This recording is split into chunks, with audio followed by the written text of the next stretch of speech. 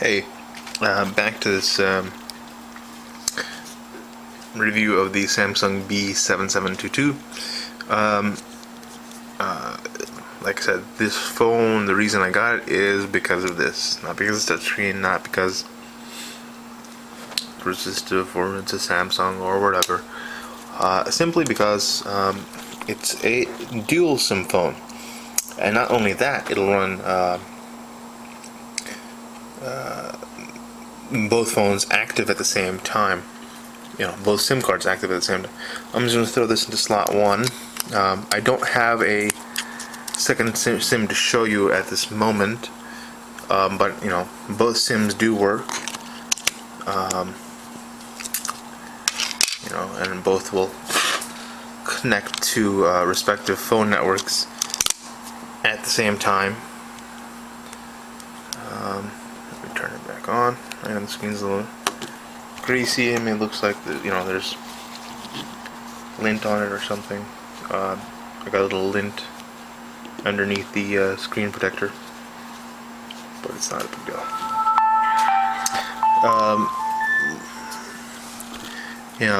The rest of the phone, pretty solid device overall, although it looks pretty cheap. Time and date must be set. Do you want to set it now? No, don't really care. Okay.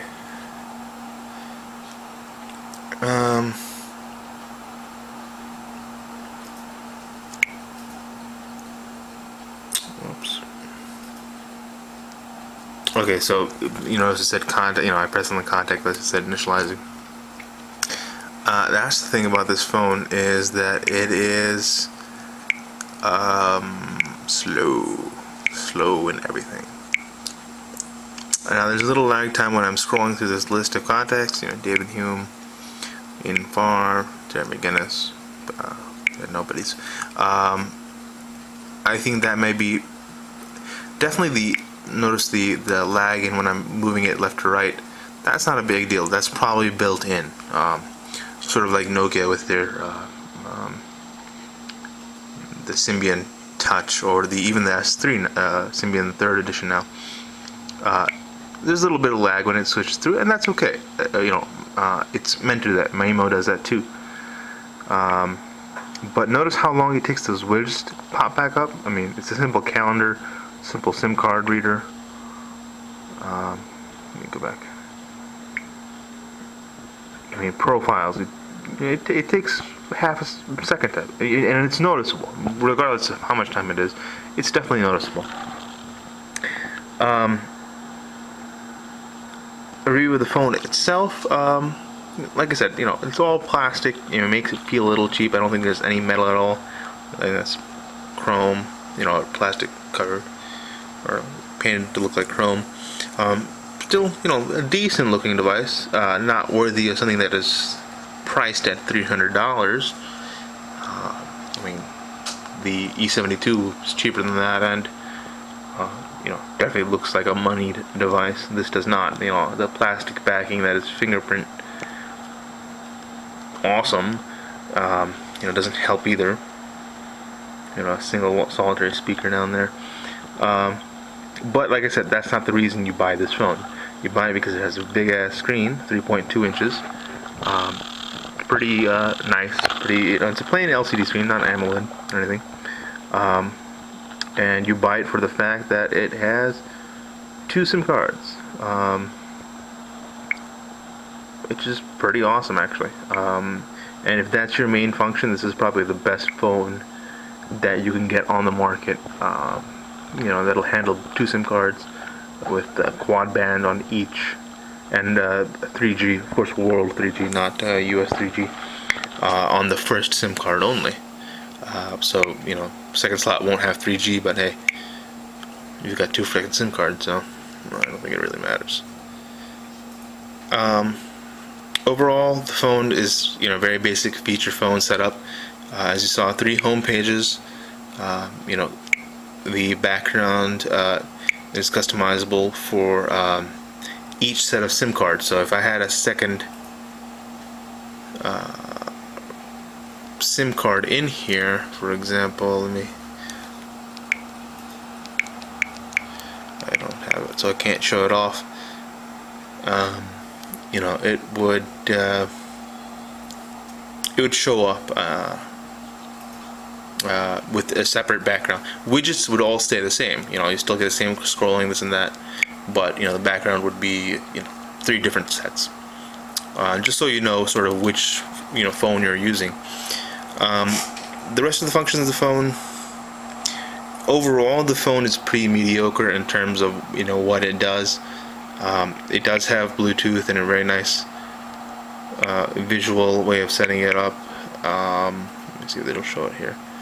It won't show it here, but if I set up, the graphic view, excuse me, and this is applicable for the Wi-Fi. You know, you'll turn it on, and then it'll show, you know, in concentric circles around you, sort of where you can find, you know, other Bluetooth connections and how far away they are from you, actually. Let me see if I can do that with the Wi-Fi.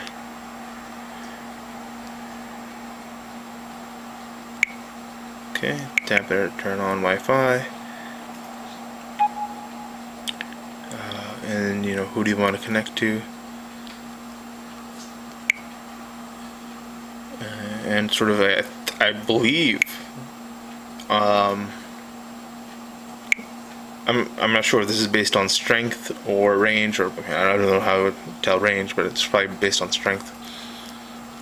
You know, sort of just a graphical view, a graph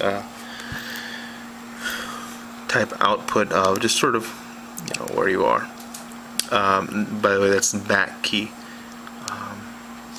and I don't believe any sort of long press does anything, so it's a single, you know, single tap back. The functions are within the phone itself very basic, very feature phone oriented. It does have some social networking, but it is, you know, once again, super slow. I don't know if it's the RAM or if it's the CPU itself. Let me see if I'm connected to a network here. I should be, but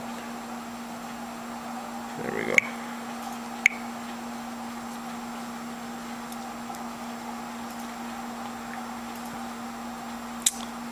Pardon the wheat. And it failed. I don't know why it's doing that, but it's one of those days. So I don't think I'll be able to show you the web browser, but take my word on it, it is awesomely slow.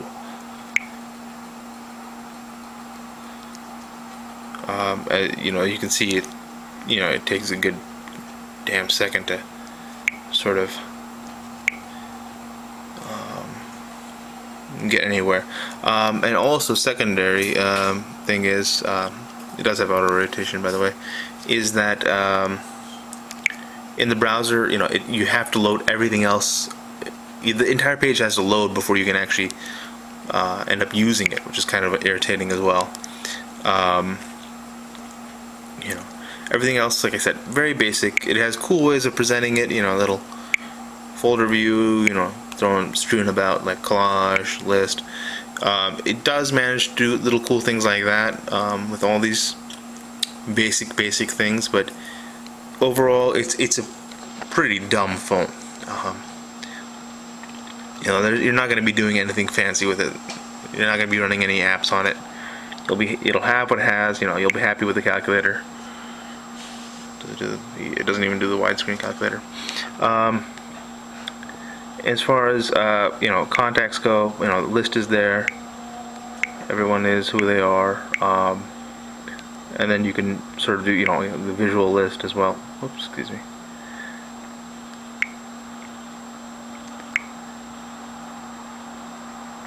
Once again, look at that load time. You can call, text, whatever. Let's say you text somebody. So we type away, and you know, you notice we only have this T9, not T9, but the number pad. Excuse me. You can type this way, you know, using T9. You know, hi. or you can go to, you know, a landscape mode where you can just type away.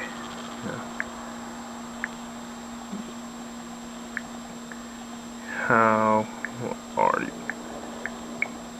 And you saw the little autocorrection popping up there. Typing away isn't bad. This is a resistive screen, so there's no multi-touch, so you can't, you know, hold one down and type the other and this and that. But typing away isn't too bad. The only problem is that landscape keyboard is only usable in the text message / email,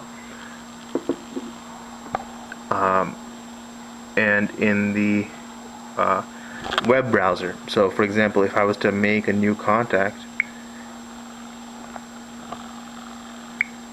and you know, I need to type in a whole bunch of stuff on them, email, this and that, I can't use it. Anywhere else you need to type anything in this phone, you cannot use the keypad, you know, sideways, which also, once again, gets kind of irritating.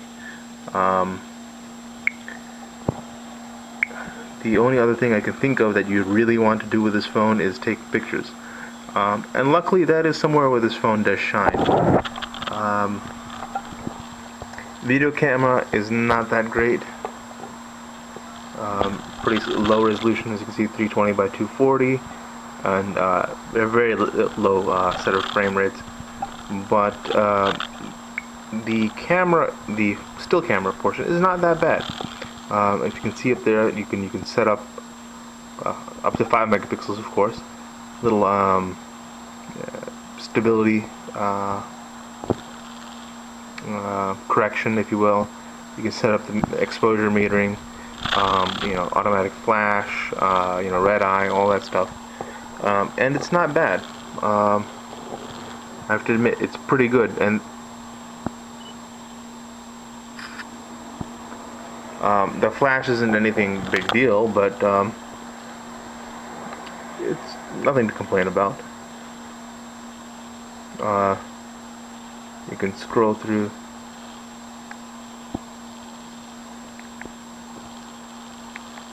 you know, your sort of gallery of photos there, just like on the iPhone. Let me take another picture.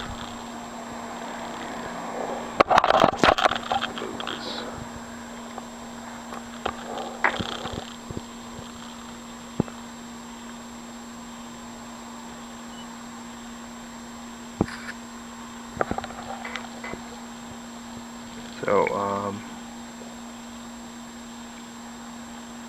I would definitely be happy if, you know, if you're getting this camera just for the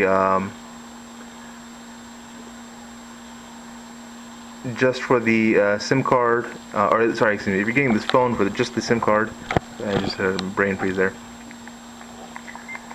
The SIM card capabilities and the you know, that by itself is a reason to get this phone. The only other redeeming quality it has is the camera is pretty good. It has face, you know, smile detection, a stability sensor, a decent flash, big, you know, 5 megapixel resolution, pretty good details. Otherwise, there's nothing else you really want in this phone. Not a bad phone, but it has, I think it's a very focused niche market. You know, dual SIM with a nice big screen and a decent camera. Because I'll be honest, everything else on this phone sucks.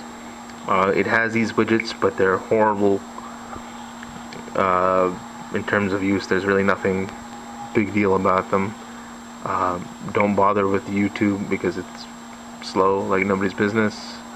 The resistive screen, you know, there's no problem with resistive in general, and I don't have a problem moving things around on here, but I think its slow processor speed, you know, I think just makes everything worse. It makes everything seem a lot slower, a lot more useless. So if you want to get this phone for dual SIM and a good camera, you can get it. Everything else, it's bad. Slow speeds, slow browser, slow everything. It'll take you an hour to type a text. It's the honest truth. So only get this if you need 2 SIM cards. And you want a big screen. The rest of the other dual SIM card phones are pretty small. So this does have that going for it.